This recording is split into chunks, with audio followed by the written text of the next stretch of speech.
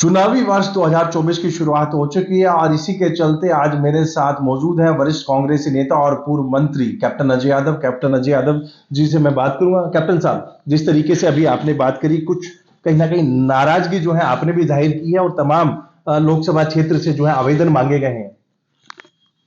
देखिए, आवेदन लेने में मुझे कोई दिक्कत नहीं है, लेकिन जो प्रदेश इलेक्शन कमेटी है, राजस्थान के अंदर जो प्रदेश इलेक्शन कमेटी के मेंबर हैं, हर 2 मेंबर को 3-3 जिले दिए हैं, वो वहाँ जाकर समीक्षा करें। तो प्रदेश इलेक्शन कमेटी बनाने का औचित्य क्या है? एप्लीकेशन तो तब मांगी जाती है अगर 80-90 सीटें हों। 10 सीटें हैं गिनती की हरियाणा में, और उसके लिए भी आपको एप्लीकेशन लेने की जरूरत है क्या?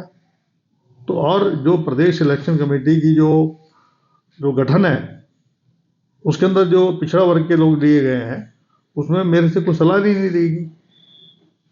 पार्टी को 3-4 लोगों की थोड़ी ना है। ये 36 बिरादरी की पार्टी है और इसमें SC ST OBC माइनॉरिटी के चेयरमैन को स्पेशल इन्वाइटी होना चाहिए था प्रदेश इलेक्शन कमेटी में। और ये बात हमने जो हमारे राष्ट्रीय चेयरमैन अध्यक्ष हैं खड़गे जी, उनसे मिले थे हम लोग, चेयरमैन चारों SC ST OBC माइनॉरिटी के चेयरमैन मिले थे। हमने कहा था एज स्पेशल इन्वाइटी इनको जगह मिलनी चाहिए। उन्होंने इन प्रिंसिपल माना, लेकिन आज तक उनकी बात पे अमल नहीं हो रहा। राहुल जी OBC की बात कर रहे हैं, SC ST की OBC की बात कर रहे हैं, लेकिन जो वो कह रहे हैं उनके डायरेक्शन के मुताबिक काम नहीं किया जा रहा, पलीता लगाया जा रहा है। कौन लोग हैं जो राहुल जी की जो बातें नहीं मान रहे और पलीता लगा रहे हैं? अब ये तो जो मैंने बात कही है, पिछड़ा वर्गों को वो कह रहे हैं कि स्थान मिलना चाहिए। अब ये तो आप पता करिए कौन कर रहे हैं कौन नहीं कर रहे, मैं क्या कह सकता हूँ। और कहीं ना कहीं पार्टी को नुकसान होता नजर आ रहा है, क्योंकि जिस तरीके से आप भी लगातार चुनावी मैदान में अपने मैदान को मजबूत करने के लिए उतरे थे, लेकिन अब आपने भी जो अपने उस पर विराम लगा दिया चुनाव पर। 450 गाँव में कर चुका हूँ। कल से मैंने अपने कार्यक्रम बंद कर दिए। कल मैंने कार्यक्रम किए थे, आज कोई कार्यक्रम नहीं है। पहले इनको एप्लीकेशन लेने दीजिए। मैंने जो है उदय भान जी से साफ बोल दिया कि मेरी कोई इच्छा चुनाव लड़ने की नहीं है। पार्टी आदेश करेगी वो बात दूसरी है, लेकिन व्यक्तिगत मेरी कोई स्वार्थ नहीं है। मैंने जो है फाइनेंस मिनिस्टर रह लिया, 6 दफा मैं विधायक रह लिया, 12 विभागों के मंत्रालय मेरे पर रह लिए। चिरंजीव चुनाव लड़ लेगा, जिसको टिकट देना चाहे पार्टी टिकट दे, लेकिन संशय का जो दौर है, और खास तौर पे मुझे तो केवल सिवाय दीपेंद्र हुड्डा के और मेरे, मुझे कोई लग ही नहीं रहा कोई आदमी फील्ड में घूम रहा हो। मात्र 10 लोकसभा है, उसमें से कैप्टन अजय यादव की बात कर रहे हैं आप, दीपेंद्र हुड्डा की बात कर रहे हैं जो मैदान पे हैं। 8 लोकसभा है, उसमें कोई अभी नजर नहीं आ रहा। उसके बाद आवेदन मांगे जा रहे हैं, तो कितनी ठेस आपको पहुंची है? नहीं, मुझे कोई ठेस नहीं पहुंची है। जो इसमें आवेदन लेने की जरूरत ही नहीं है। आप जो प्रदेश इलेक्शन कमेटी के जो मेंबर बना रखे हैं, आपने वो 24-25-30 जो बना रखे हैं, उनको 3-3 मेंबर के पास 3-3 जिले दे दें, जैसे कि राजस्थान में हुआ है और पंजाब में किया है। तो उस तरीके से अगर आप काम करते हैं तो कोई बात है। मैं जो है अपने सम्मान रखता हूँ, और मैं समझता हूँ कि जब इस प्रकार की बातें होती हैं तो उससे फिर दिल को जो है थोड़ी सी आहत होता हूँ। कैप्टन साहब, काफी वरिष्ठ नेता हैं, कांग्रेस में मंत्री आप रहे हैं।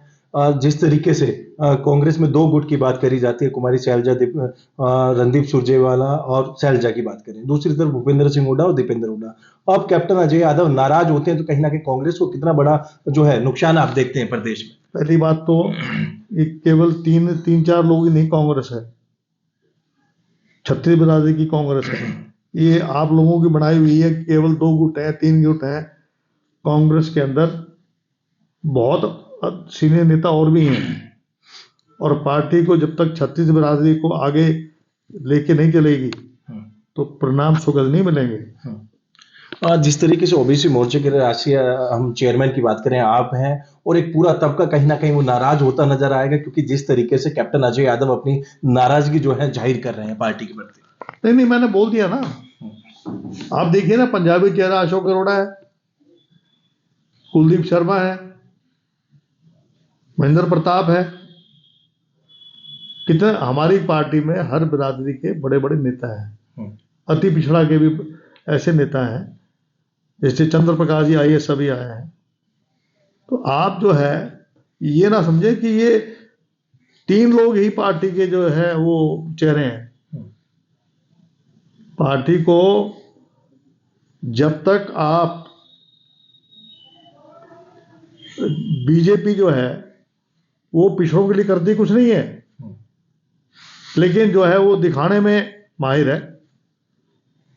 अब जैसे आपका यहाँ मोहन यादव बना दिया मध्य प्रदेश में, लेकिन क्या उसकी काबिल है वो इतना?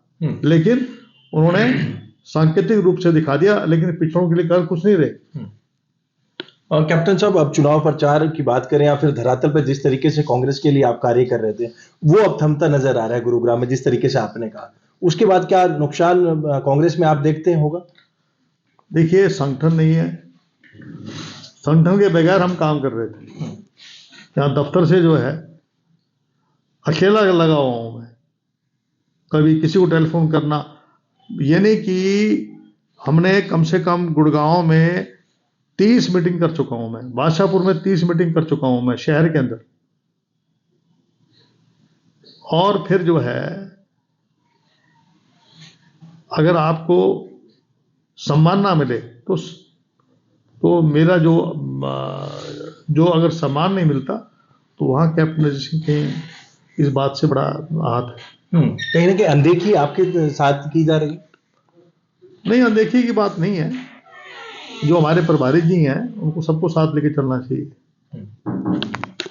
हाँ, तो बिल्कुल ये थे मेरे साथ कैप्टन अजय यादव, जिन्होंने साफ तौर पे कहा है कि जब पार्टी के वरिष्ठ नेताओं का ही सम्मान नहीं होगा तो कहीं ना कहीं दिल आहत होता है, और कहीं ना कहीं जिस तरीके से अब इन्होंने अपना चुनाव प्रचार है वो भी बंद कर दिया, और जिस तरीके से लोकसभा चुनाव पिछली लोकसभा चुनाव इन्होंने लड़ा था, लेकिन इस बार इन्होंने साफ कर दिया कि इनका बिल्कुल मन नहीं है। यदि पार्टी इन पर दांव खेलती है, ये जरूर चुनाव लड़ेंगे, लेकिन जिस तरीके से अनदेखी हो रही है उसका खामियाजा कहीं ना कहीं प्रदेश में अब कांग्रेस को भुगतना भी पड़ सकता है। गुरुग्राम से कैमरामैन जगदीप के साथ संजय राठौर।